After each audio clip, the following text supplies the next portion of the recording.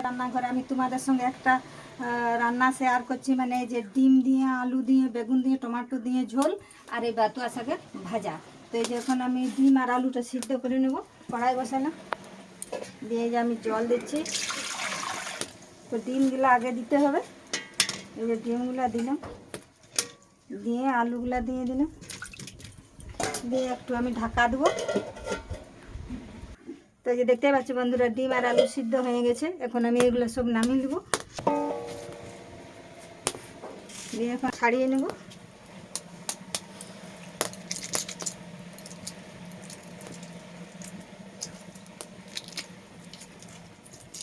এই যে ডিমগুলো খুব সুন্দর সিদ্ধ হয়েছে, কি সুন্দর খোসাটা ছাড়ানো হচ্ছে।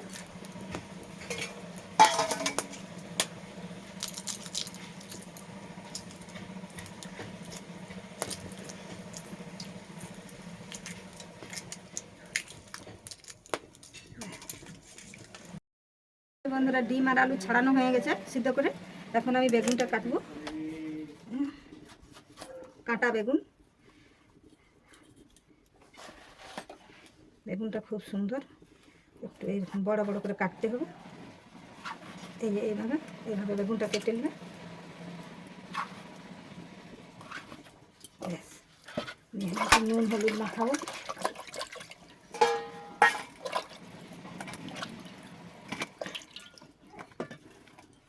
এটা একটু আমি এখন হলুদ দেবো,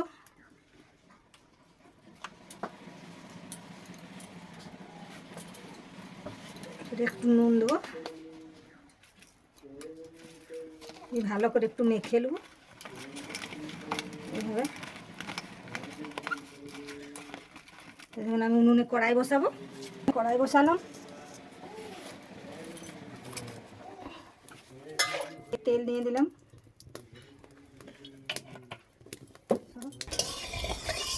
এই দেখতে পাচ্ছি তেল গরম হয়ে গেছে, তাতে আমি এখন হালকা একটু নুন দিয়ে দেবো। তারপরে আমি এখন ডিমগুলো দিয়ে দেবো।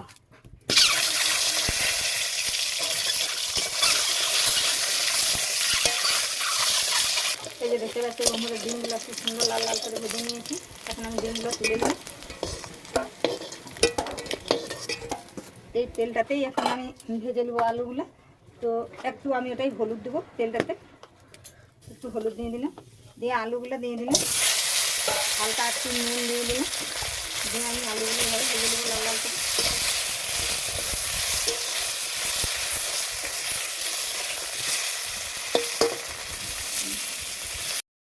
বন্ধুরা, আলুটা খুব সুন্দর লাল লাল করে ভেজে নিয়েছি, ভাজা হয়ে গেছে। এখন আমি এটাও তুলে নেব।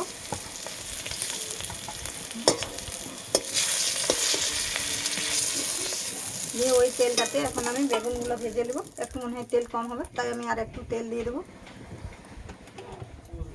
দিয়ে আমি বেগুনটা এটাই ভেজে নেব।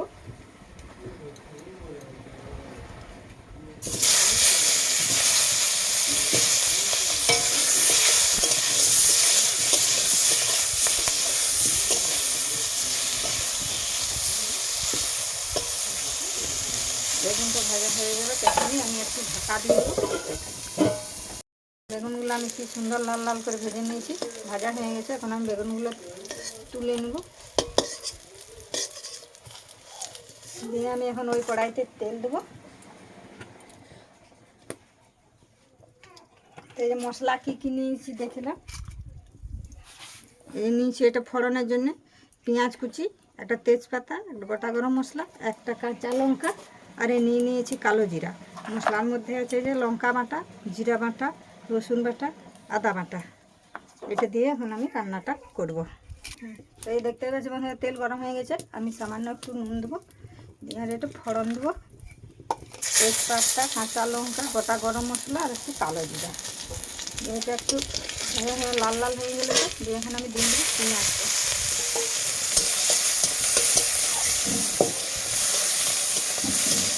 পেঁয়াজটা ভাজা হয়ে গেছে। এখন আমি মশলা দেবো, আর দেবো রসুনটা। এই রসুন বাটা দিলাম 1 চামচ, দিয়ে দিলাম আদা বাটা 1 চামচ,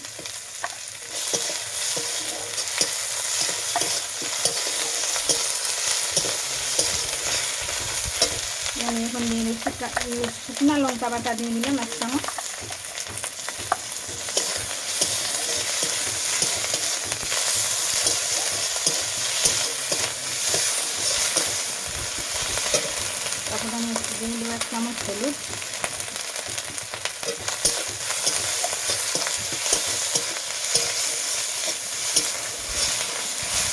এবারে দিয়ে দেবো আমি টমেটো কুচি।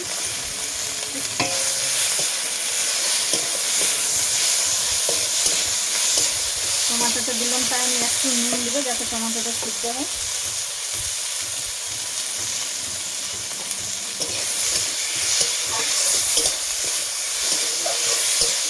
একটু নেড়ে চেড়ে নিয়ে আমি একটু ঢাকা দেবো। তো এই যে দেখতে পাচ্ছি বন্ধুরা টমেটো গলে গেছে। এখন আমি এতে দিয়ে দেবো জিরা বাটা 1 চামচ। এটা হয়ে গেছে।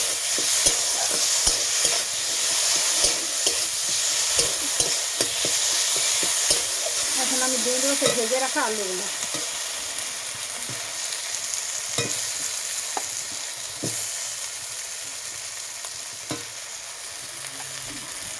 এগুলো দিয়ে ভালো করে আমি একটু নেড়ে নেব। সবগুলাই নুন নিয়ে ভেজেছি, তাই আমি নুন একটু পরে দেবো। নুন আর দেবো না মনে হয়, আগে দিয়েছি তো নুন, একটু টেস্ট করে দেখি তারপরে নুন দিতে হবে।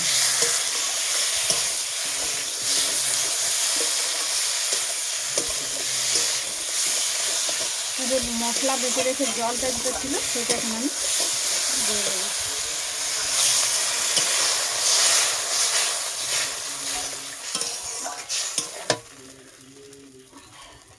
ঝোল করবো তো তাই আমি আর একটু জল দেবো।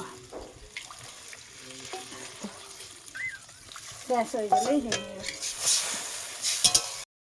বন্ধুরা আলু দিয়েছিলাম, যে ঝোলটা ফুটে গেছে, আলু দেওয়া ঝোল। যতক্ষণ আমি এটা বেগুন আর এই বেগুন ভাজাগুলো ডিম ভাজাগুলোতে দিয়ে দেবো। একে একে এগুলো দিয়ে দিলাম।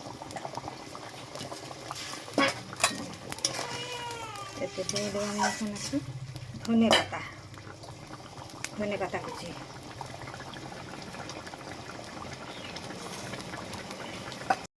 আলু দিয়ে ডিম দিয়ে আমার ঝোল রেডি হয়ে গেছে। এখন আমি এই বেতুয়া শাকটা বাছবো বা তারপরে ভাজবো। শাকগুলো আমি একটা একটা করে বেছে নিয়েছি। বেছে আমি ওই কেটেও নিয়েছি, নিয়ে আর এই যে জলে দিয়েছি। আর এই যে সবগুলো আমার হয়ে গেছে, বাছা হয়ে গেছে। এখন আমি এটা কেটে নেবো।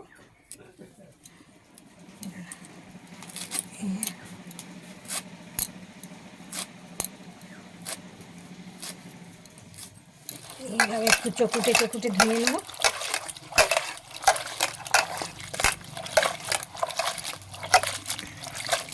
এই যে দেখতে পাচ্ছ বন্ধুরা, আমি শাকটা খুব সুন্দর করে ধুয়ে নিয়েছি আর ধুয়ে ছেঁকেও নিয়েছি। এখন আমি মনে কড়াই বসাবো। দিয়ে আমি শাকগুলো এখন কড়াইয়ে নিয়ে দেবো।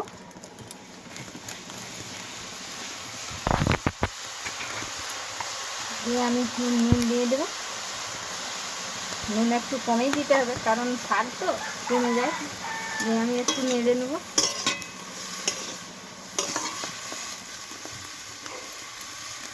দিয়ে একটু আমি ঢাকা দেবো। এই শাকটা রসুন নিয়ে ভাজবো তো, তাই আমি এই যে গোটা কতক রসুন ছাড়িয়ে নিচ্ছি। আমি শাকটা এইভাবে একটু ভাপিয়ে নিয়েছি। আমার শাকটা ভাপানো হয়ে গেছে। এখন আমি ওটা তুলে নেবো। এই যখন আমি শাকটা ভেজে নেবো, কড়াই আমি তেল দিলাম।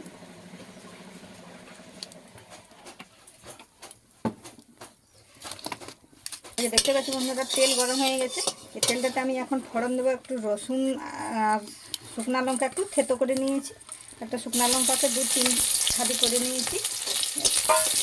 রসুনটা লাল লাল করে ভেজে নেব। এই শাকটা দিয়ে দেবো, দিয়ে ভালো করে একটু নেড়ে নেব, যাতে শাকের যে গায়ে নুন জলটা আছে সেটা যেন একটু মরে যায়।